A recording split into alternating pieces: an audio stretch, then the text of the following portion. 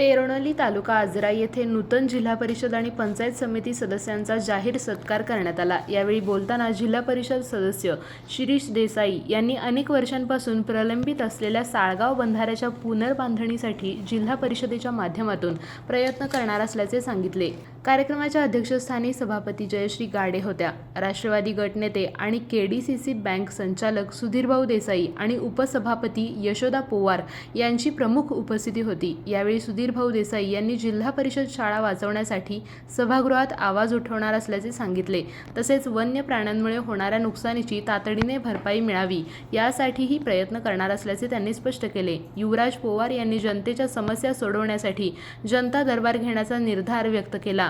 कार्यक्रमात शैक्षणिक क्षेत्रात उल्लेखनीय कामगिरी केल्याबद्दल विवेक जाधव यांचा सत्कार करण्यात आलाय। कार्यक्रमाचे प्रास्ताविक पत्रकार कृष्णा सावंत यांनी केले। सूत्रसंचालन इनास फर्नांडिस यांनी तर आभार सुरेश कालेकर यांनी मानले। कार्यक्रमाला विविध मान्यवर आणि ग्रामस्थ उपस्थित होते।